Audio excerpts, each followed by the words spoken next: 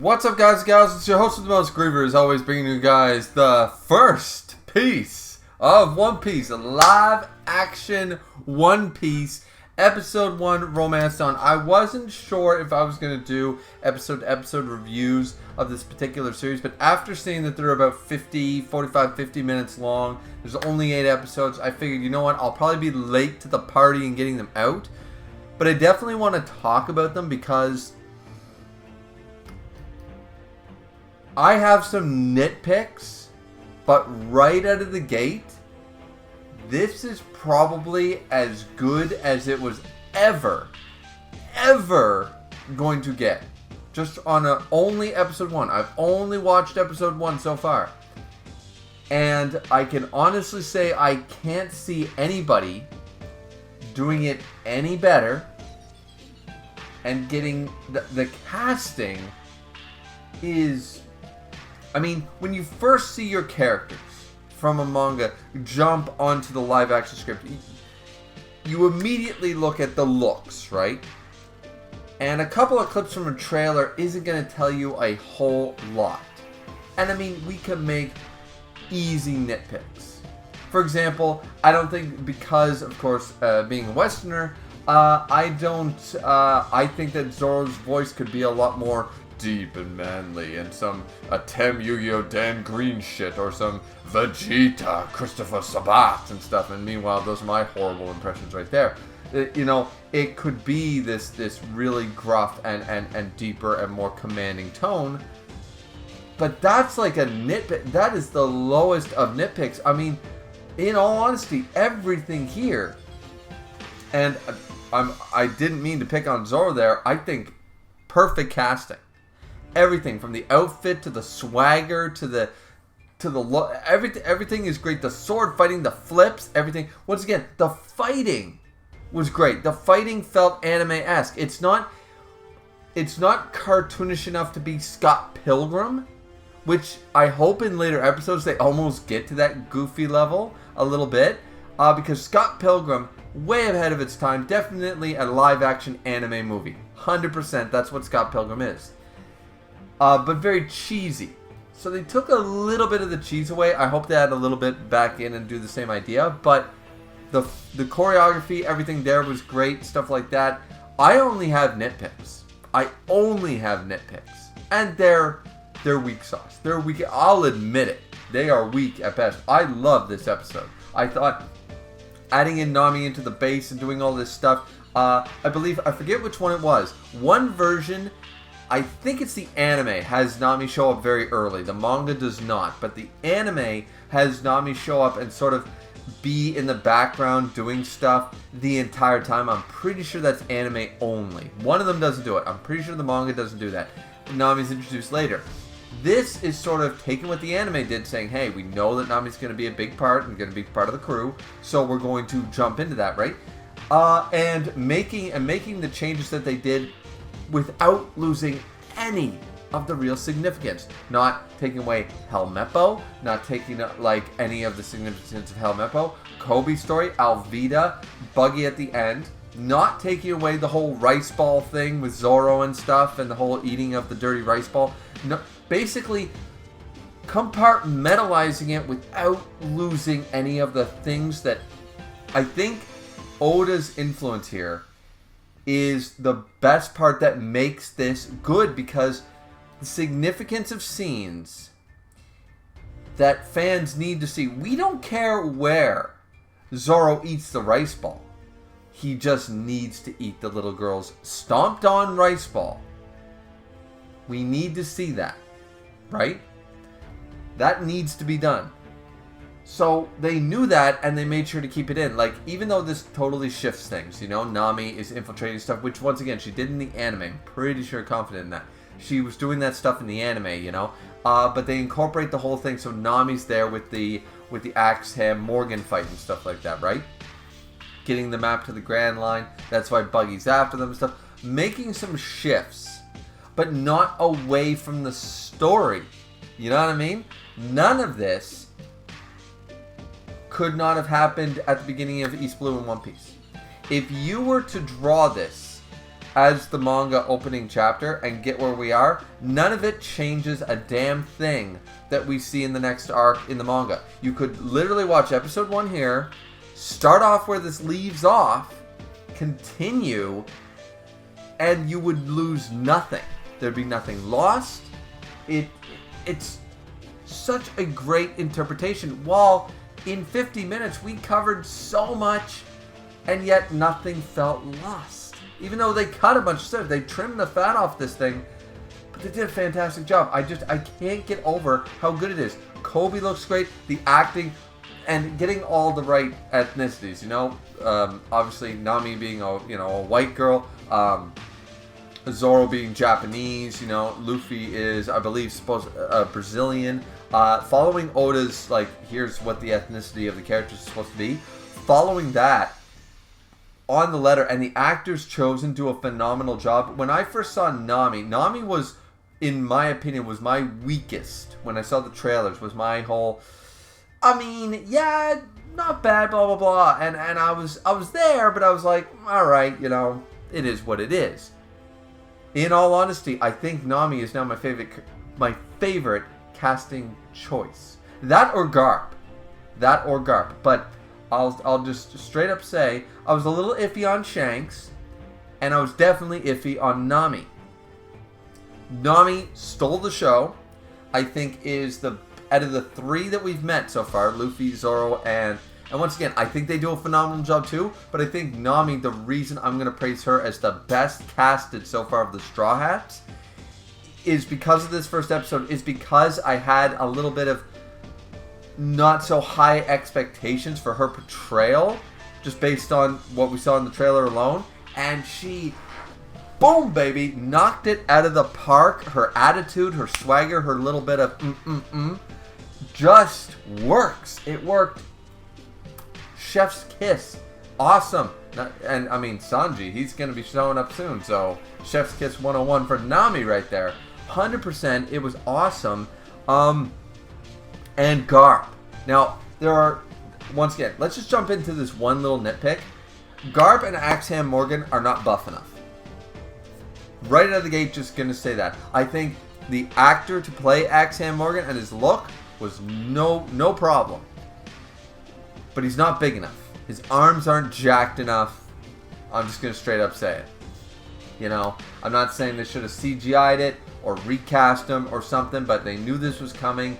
They should have made this man do some bodybuilder level shit and get a lot bigger in a short span of time, because it did feel off that Axeham Morgan was basically, my dad's arms are bigger than his, you know what I mean? So I was just like, nah. That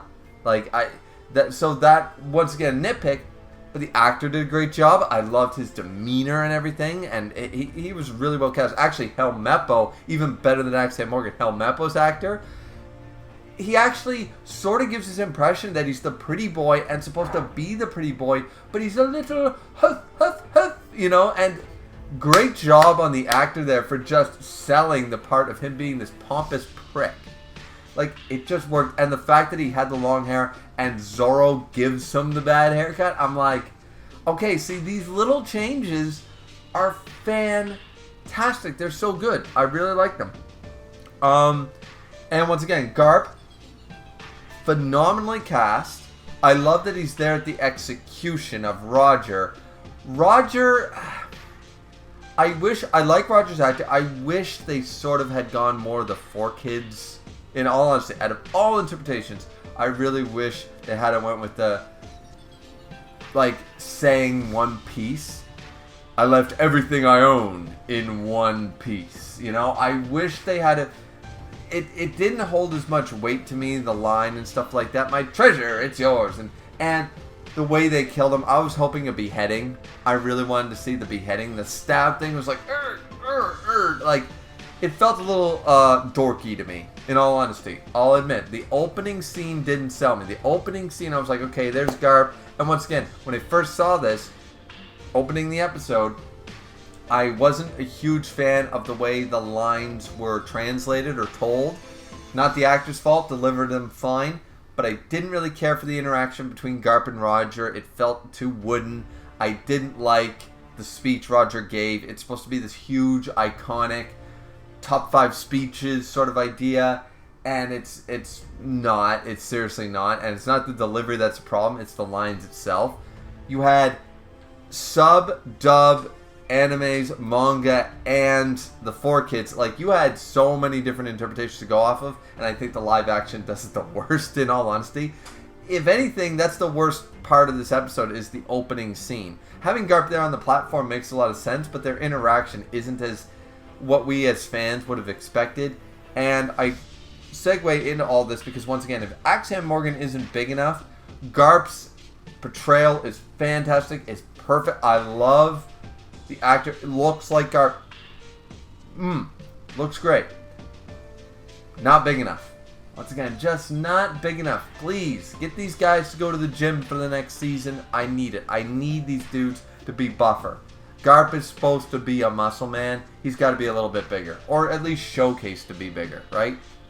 And once again, these are nitpicks. And that's why I opened up with, I love this episode. I thought it was great. And the things that I was sort of doubting or had low expectations of sold me. You know what I mean? The rubber powers look fine. The CGI looks fine. The choreography looks fine. The music is great. Kobe, Alvida, everything was... I don't really... As I said, nitpicks, no real complaints. No real complaints. Weakest part is the opening scene, I think. I think it should have been a lot more powerful. I don't think that's the take you use. I don't think those are the lines you read. I think there was a better line interaction between Garp and Roger, and there should have been some laughter involved there. And I really think, though Garp being on the platform made sense, and I really, really think they should have had a different line read. I really do. But that's my... If you could call it a complaint, that's my only complaint. I'd give the episode 9 out of 10. Because I don't think I want to give it a full 10. I don't think I'm going to give it a full 10. I'll give it a 9 because as much as I thought it was great and I loved it and stuff like that, there were just, once again, these little things. And once again, expectations are high and I'm trying to mediate them, but those little things are just slowly but surely. And once again, when I opened up the episode and that first scene, I was like, alright, this looks like a very high production student film with a budget, with a passion and love for One Piece, but it looks more fan cast. We're trying our best. And then it got way better. But as I said, that opening scene should have been a lot more powerful, and that, I think, is actually, that will be not a nitpick, my -1 complaint to give this episode a 9 out of 10. I normally don't rank things, but maybe I'll rank each episode as we go on here. But, yeah, I know I've only been complaining now for 2 minutes, but I can't praise this enough. I thought all the changes were merited and great. Shanks and Nami both sold me on their acting choices. I thought Shanks didn't really have that right feel yet. And Luffy definitely works very well. Zoro, Nami, just everyone. Everyone, Kobe, everyone's working great. Helmeppo really stole some of the scenes, especially the one with the Wado Ichimonji when he's naked and stuff. I was like, whoa, what are we doing here? The fact that Zoro gives him the haircut. He doesn't flinch from the bullet. I like that. There's some good changes here for the sake of let's speed through the East Blue without feeling like we're speeding through the East Blue. The fact that Zoro doesn't automatically, Zoro and Nami are still like, we're not a crew by the end of the episode, while Zoro immediately says, fine, I'll join your crew pretty much in the Axam Morgan debacle. This sort of changes the dynamic slightly, but I don't mind it. I think it's a nice change, and I'm going to like to see where they become captain and first mate. You know, where that relationship sort of just doesn't, bam, alright, you're my captain, I'm your first mate. You know, I hold the level of captain in high esteem. I'll follow you. Let's see where we're going, captain. And just no questions asked for a very long time. I like that Zoro's more hesitant here, more level-headed about it. It's more logical when you think about it, you know? So, either way, the episode, if anybody didn't like it, tell me why. Because as I said, nitpicks and one complaint aside, I don't think I could envision it better. I mean, unless you're going to try to do panel by panel OVA of a live action, which realistically would not work. As much as we want to dream that it would work, it wouldn't work. I think this is the best you're ever going to see for a live action interpretation of an anime or manga. So they're hitting it out of the park so far. Once again, I haven't seen episode 2 through 8, but episode 1, as I said, 9.5. You know what? Fuck it. We're changing the rule. 9.5 out of 10. I'm going to minus 0.5 for the opening scene because I think those are honest complaints. Garp and Roger should have shared a laugh instead of this somber shit, and then Roger should have had a better line read to open up the live action One Piece. Expectations are high, and your opening scene just didn't hit as hard as it should have. And they cast a great Garp and Roger, so there's no reason why it shouldn't have been, a home run of a scene. So, anyways, that's my spiel on episode 1, Romance Dawn. What do you guys think? Let me know down in the comment section down below. Don't forget to like, comment, and subscribe as always. And I can't promise that these episode reviews are going to come out at, certain timestamps or dates or what have you. But I'm going to try to find the time to watch each episode and review it, of course. Just be patient with me, but I'm definitely going to review each and every one of them. So that's it from me, guys. Hope you guys enjoyed. See you back here next time for the next piece of the new One Piece. Looking forward to it. Hope you guys are too. Sayonara.